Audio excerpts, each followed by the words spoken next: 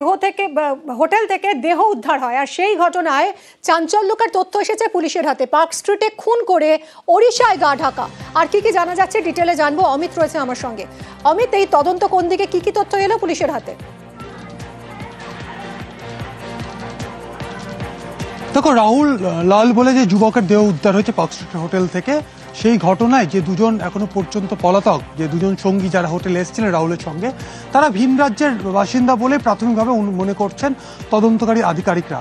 এবং যেহেতু হোটেলে রুম বুক করার সময় ওড়িশার একটি ঠিকানার আধার কার্ড সেখানে জমা দেওয়া হয়েছিল, তো পুলিশ মনে করছেন যে অভিযুক্তরা ওড়িশার বাসিন্দা হতে পারে। সেক্ষেত্রে ওড়িশাতে কলকাতা পুলিশের একটি টিম অভিযুক্তদের সন্ধান ইতিমধ্যে রওনা দিয়েছে, এমনটাই কলকাতা পুলিশ সূত্রে খবর। এছাড়া কলকাতা বিভিন্ন জায়গাতে অভিযুক্তদের কিন্তু সন্ধান চালানো শুরু হয়েছে।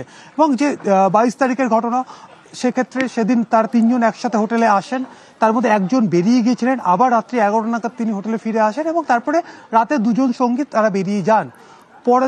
পরের দিন সেই 302 নম্বর ঘর, সেখানে বক্স খাটের ভেতরেই দেহ সেখানে ছিল। এবং পরের দিন রুম সকালবেলা ক্লিন করে নতুন গেস্টকে সে রুম দেওয়া হয়। 24 তারিখ সকাল থেকে হঠাৎ পচা গন্ধ বেরোতে থাকে। এরপর যখন হোটেল কর্তৃপক্ষ বিষয়টি জানানো হয়, যখন রুম চেক করা হয়, প্রথমে রুমে কিন্তু কিছু পাওয়া যায়নি। পরবর্তী সময়ে গেস্ট বেরিয়ে যাওয়ার পর, চেক আউট করে যাওয়ার পর যখন ভালোভাবে রুম যখন চেক করা হয়, তখন দেখা যায় খাটের যে বক্স খাট রয়েছে, সেই বক্সের ভেতরে রাহুলের দেহ শায়িত রয়েছে এবং ইতিমধ্যে দেহ পচতে শুরু করেছে।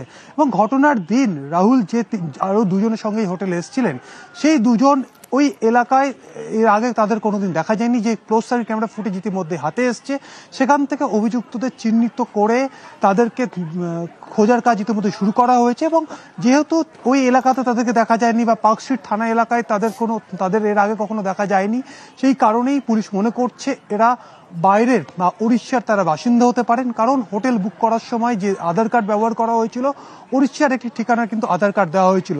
অমিত, যে যুবকের দেহ উদ্ধার হয়েছে তার পরিচয় কি জানা গেছে জায়গাতে অভিযুক্তদের? দেখো, রাহুল লাল তার নাম। এখনো পর্যন্ত যে ঠিকানা এখনো পর্যন্ত যেটা পাওয়া যাচ্ছে, যে আমাদের কলকাতার পিকনিক গার্ডেন এলাকাতে তার এক আত্মীয়ের কাছে তিনি থাকতেন।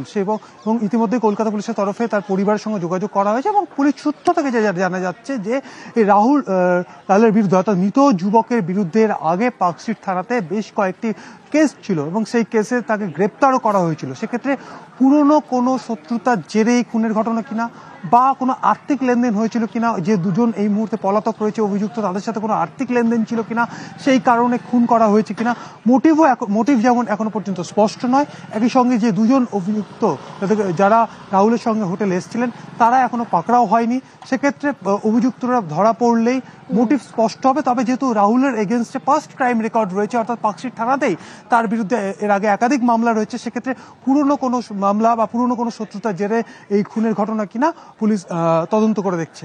ধন্যবাদ অমিত। বাড়ি ফেরার পথে গায়ে পেট্রোল, রাস্তার উপরে পুড়িয়ে খুনের চেষ্টা। দক্ষিণ দমদমের বেদিয়াপাড়ার ঘটনা। অভিযোগের আঙুল তৃণমূল কাউন্সিলরের ঘনিষ্ঠদের বিরুদ্ধে। 3 জনের বিরুদ্ধে নাগেরবাজার থানায় নালিশ পরিবারের। অভিযোগ, এফআইআর থেকে নাম বাদ দেওয়ার জন্য চাপ দিচ্ছেন ওই কাউন্সিলর। টাকা দিয়ে মুখ বন্ধ করারও অভিযোগ। মানতে নারাজ তৃণমূল কাউন্সিলর মৃন্ময় দাস।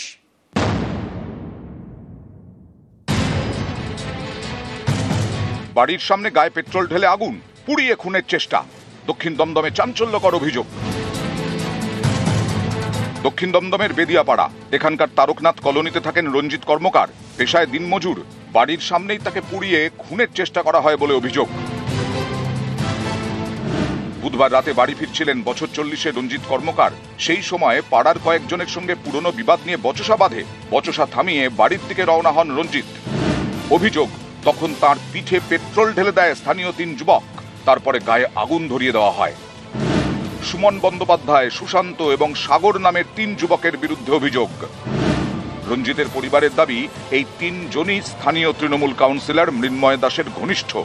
এলাকায় তৃণমূল কর্মী বলে পরিচিত। বিভৎসভাবে পুড়ে গেছে, পেট্রোল ঢেলেছে, এবার পেছন দিয়ে ঢেলেছে।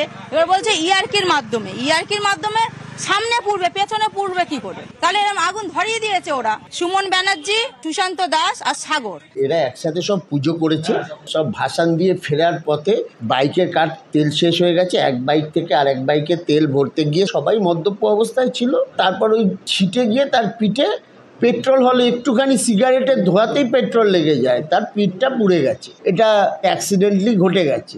কলোনির ছেলেরা সাধারণত সবাই তৃণমূলের ছত্রছায়ায় থাকে বা তৃণমূল সংগঠন করে। এই নিয়ে রাজনৈতিক রং কিছুজন লাগাবার চেষ্টা হচ্ছে, এখানে কোনো লাভ হবে না, এখানে কোনো রাজনৈতিক রং নেই। সুমন, সুশান্ত এবং সাগর এই তিনজনের নামে নাগেরবাজার থানায় অভিযোগ জানানো হয়। পরিবারের দাবি, অভিযোগপত্র থেকে সুমন বন্দ্যোপাধ্যায়ের নাম বাদ দেওয়ার জন্য বারবার চাপ দেওয়া হচ্ছে। কাউন্সিলর গেছে, ভিজিটিং হওয়ার পরে গেছে, ওনাকে ঢুকতে দিচ্ছিল না, উনি সুপারকে ফোন করে তারপরে ঢুকে রেকর্ড করেছে। আমার জায়মু এখানে বলে গেছে 3 জন আমাকে এরকম পেট্রোল ধরে পুড়িয়ে দিয়েছে, ওখানে গিয়ে আবার বলছে না 2 জন করেছে। তাহলে এটা চাপ দিয়েছে আমার জায়মুকে, নিশ্চয় সুমন ব্যানার্জির নাম বাদ দিয়েছে। কাউন্সিলর তো আমাদের বাড়িও আসেনি, কোনো জিজ্ঞাসা করেনি, উনি উল্টে গুন্ডা চুন্ডা নিয়ে এসে ঠেট দিচ্ছে। টাকা দিয়ে কি উনি মুখ বন্ধ করতে চায়? টাকা দিয়েছে ওই হসপিটালের বেডেই পরিবারের লোকটা হুমকি দিয়ে আসতে পারছে, কিন্তু যার স্বামী রয়েছে তার সাথে একবারও কোনো কথা নেই। কত টাকা দিয়েছে? 5000 টাকা দিয়ে এসছে। এটা সম্পূর্ণ মিথ্যে। কারণ হচ্ছে এখানে আমি আমার প্রতিবেশী কেউ যে কোনো অসুস্থতায় আমি হসপিটালে যাই, তার শ্বশুর আমার সাথে ছিল, সে কার্ড দিয়েই আমাকে নিয়ে গেছে। বেদিয়াপাড়ার বাসিন্দা কৃষ্ণ সাউ এলাকায় ইলেকট্রনিক্স জিনিসের দোকান আছে, একসময় তৃণমূল করতেন। বছর 2 আগে তাকেও স্থানীয় কাউন্সিলর এবং তার অনুগামীরা মারধর করেন বলে অভিযোগ। ফেসবুকের একটা পোস্টকে কেন্দ্র করে কাউন্সিলর নিজে ক্রিমিনালকে নিয়ে আমার দোকানে ঢোকে এবং দোকানে আমাকে নির্মম ভাবে মারে। কেউ ভয় এগিয়ে আসেনি, আর এর আতঙ্কে পার্জি করে নিয়ে গেছে। ট্রমা সেন্টারে ভর্তি ছিলাম, এমন জায়গায় মেরেছিল যে সেটা আমার প্রাণ চলে যাবার কথা। পার্টি একদম এই দুর্নীতি, একদম পুরো এদের দুর্নীতির বিরুদ্ধে আমার কিন্তু প্রতিবাদ। এটা সম্পূর্ণ মিথ্যে কথা। একটা টিভি সারানো নিয়ে গন্ডগোল হয়েছে, পুলিশ এই বিষয়ে তদন্ত করে তার রিপোর্ট দিয়েছে, কেস চলছে। নিউজ 18 বাংলা। আর এবার যে খবরে নজর রাখবো, হাসপাতালগুলোর নিরাপত্তা নিয়ে পর্যালোচনা বৈঠক, আর সেই পর্যালোচনা বৈঠকে ভার্চুয়ালি যোগ মুখ্যমন্ত্রীর। মুখ্য সচিবের ফোন মারফতই ভার্চুয়ালি যোগ দেন মুখ্যমন্ত্রী মমতা বন্দ্যোপাধ্যায়। কি উঠে এলো এই বৈঠক থেকে? এই পর্যালোচনা বৈঠকে কোন দিকগুলোতে জোর দেওয়া হলো? কিভাবে হাসপাতালগুলোর নিরাপত্তার দিকে নজর দেওয়া হবে? আরো বিস্তারিত এই বিষয়ে জানাতে পারবে সোমরাজ রয়েছে আমার সঙ্গে। সোমরাজ, মুখ্যমন্ত্রীও ভার্চুয়ালি যোগ দিয়েছিলেন, নবান্নের কড়া নির্দেশ রয়েছে, কি কি নির্দেশ দেওয়া হলো, কি উঠে এলো এই বৈঠক থেকে?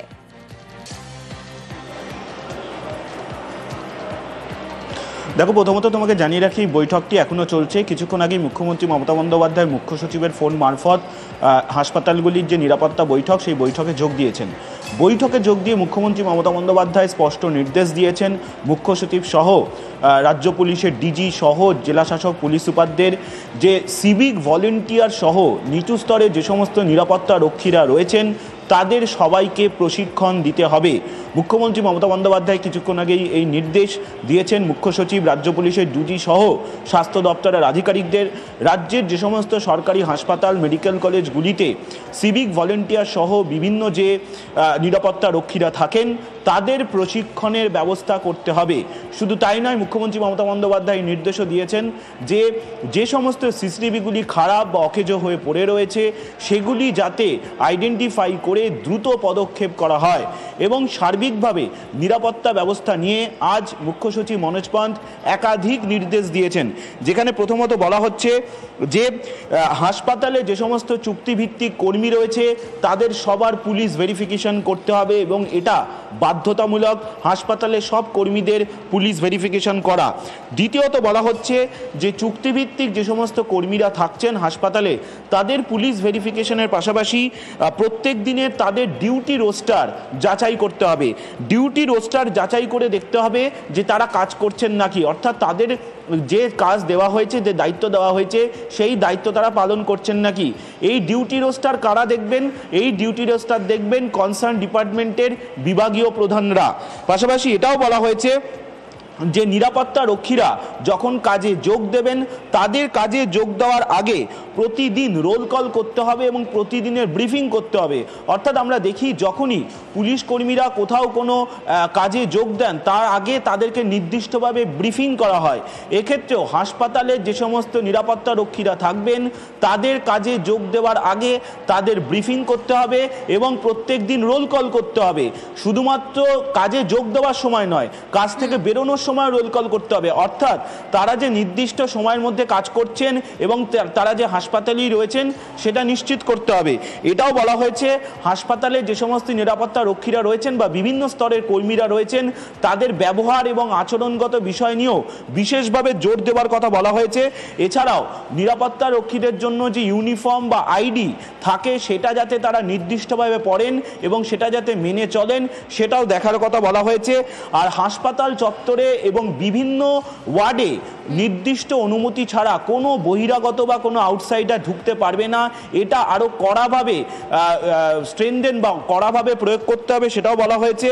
আর প্রতিদিন হাসপাতালগুলিতে স্বাস্থ্য দপ্তরের উচ্চপদস্থ আধিকারিকরা জেলা স্তরেও তারা যাবেন, পরিদর্শন করবেন এবং যারা সিনিয়র ডাক্তাররা রয়েছেন তারাও প্রত্যেক দিন হাসপাতালগুলিতে পরিদর্শন করবেন এবং তারাও প্রতিনিয়ত তাদের রিপোর্ট কনসার্ন জায়গায় দেবেন। এছাড়াও বলা হয়েছে বেসরকারি হাসপাতালগুলি নিরাপত্তা ব্যবস্থা নিয়েও গুরুত্বপূর্ণ নির্দেশ দেওয়া হয়েছে এবং বলা হয়েছে বেসরকারি হাসপাতালগুলি নিরাপত্তা ব্যবস্থা নিয়ে প্রত্যেকটি জেলার পুলিশ এবং স্বাস্থ্য দপ্তরের আধিকারিকরা বেসরকারি হাসপাতালগুলির সঙ্গে বৈঠক করবেন এবং বৈঠক করে প্রয়োজনীয় নির্দেশ দেবেন। আচ্ছা, এটাও বলা হয়েছে যে প্রত্যেকটি জেলার যে হাসপাতালগুলিতে কি কি এখনো পর্যন্ত নিরাপত্তা সংক্রান্ত খামতি রয়েছে তার রিপোর্ট স্বাস্থ্য দপ্তরে পাঠাতে হবে। বৈঠক এখনো চলছে নবান্নে। কিছুক্ষণ আগে মুখ্যমন্ত্রী মমতা বন্দ্যোপাধ্যায় বৈঠকে যোগ দেন মুখ্য সচিবের ফোন মারফত এবং তিনি স্পষ্ট করে জানিয়ে দেন যে সিভিক ভলেন্টিয়ার সহ নিচু স্তরের যে কর্মীরা রয়েছে নিরাপত্তা রক্ষীরা তাদেরকে পর্যাপ্ত প্রশিক্ষণের ব্যবস্থা করতে হবে। বেশ সোমরাজ। নিউজ